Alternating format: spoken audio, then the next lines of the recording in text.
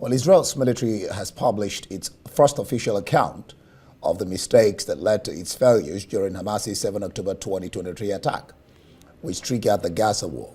The report concludes that the Israel Defense Forces failed in its mission to protect Israeli civilians. The 19-page report contains much that is already known about what led to the catastrophic loss of about 1,200 lives when approximately 5,000 gunmen from Hamas and other Palestinian groups stormed into Israel, also taking 251 hostages in the process. There are no dramatic revelations, but it is still sobering to see the military's conclusions about how it misjudged Hamas's intentions and underestimated its capabilities, laid out in black and white.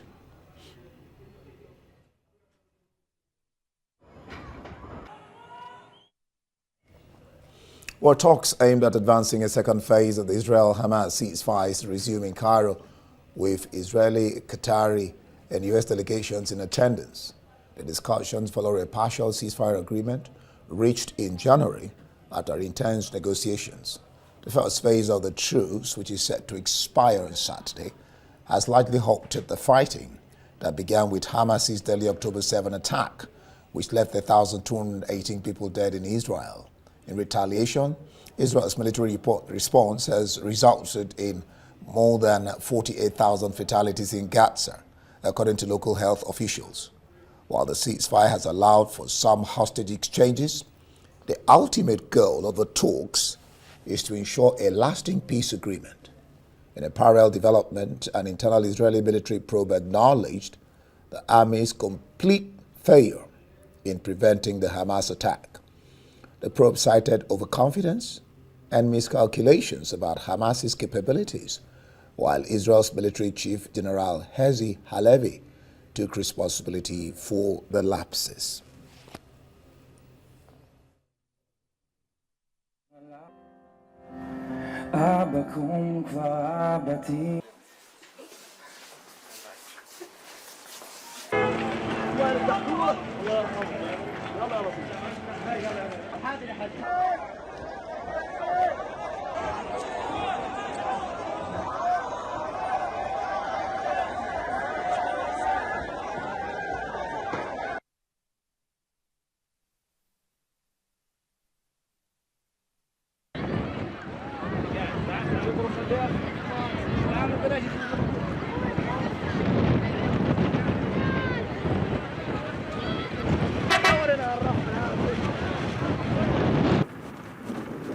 We're crossing now the border.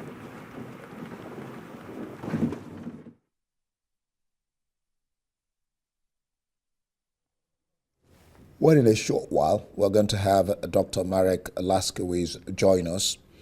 He's an international affairs analyst on the program to discuss the second phase. I think Marek is already there. Marek, glad to have you join us. Sure. All right. This report highlights gaps in intelligence gathering, flawed assumptions about Hamas, and systemic failures in the Israel Defense Forces preparedness and response. How do you respond to that? Well, right. That is indeed what the report highlights. In effect, in a nutshell, the Israelis had come to regard Hamas as a spent force, not needed to monitor them too much. They might carry on some minor rocket attacks, that's all. And so they stopped the human intelligence gathering altogether, practically, and relied on technology and their wall. And all this went horribly wrong. And not only did they go wrong in that respect, but it took them some time to actually work out a counter-defense. They were essentially caught napping.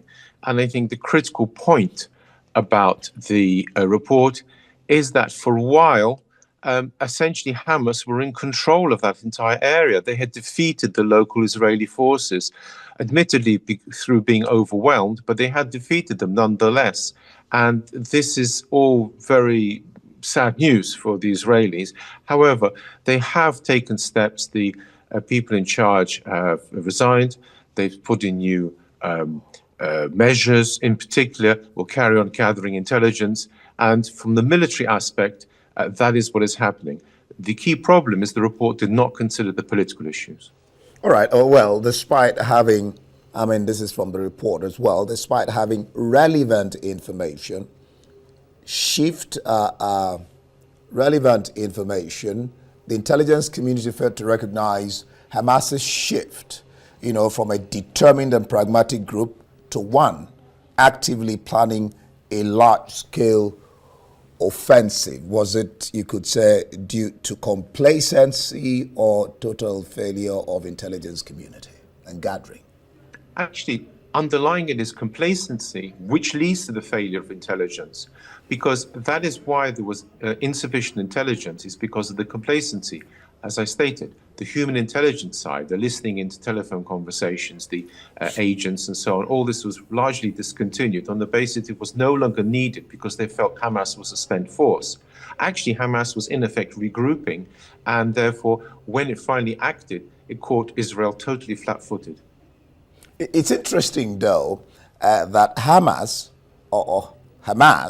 had deliberately created a false perception of seeking quiet while accelerating its military build-up. This was good from Hamas, you'd say. Yes, that worked very well for them. Moreover, it's by no means unusual. Very few countries advertise that they're going to make an attack. And so actually, although the Israelis have drawn attention to this, it's nothing more than usual that before an attack, many nations try to lull their future victim, if you like, into a state of complacency by appearing to be peaceful. Herzi Halevi, Israel's military chief of staff, is taking responsibility and says he will resign in March. I think March is tomorrow. Why not when it happened? Why is he waiting till March to resign? Yeah, that's an interesting one. I think he felt perhaps he could, basically bluff his way out of this. But the fact of the matter is there's too much at stake. The defeat, however temporary, was too much for the Israelis to stomach. And therefore, heads must roll. That is the simple equation of politics. If there's been a failure, people have to pay the price. All right. Netanyahu is yet to receive the investigation. Can you hazard an opinion as to what his response will be? Yes. There's been a tightening up. What has happened is there'll be human intelligence again. They're not going to be complacent about Hamas. In the military sense, it has been an overhaul. They're not going to any more times be caught flat-footed. That is the whole military side. And Netanyahu has, as far as I can tell, ordered all this, and this is very good. The central problem is political, though, and of course the report didn't touch this.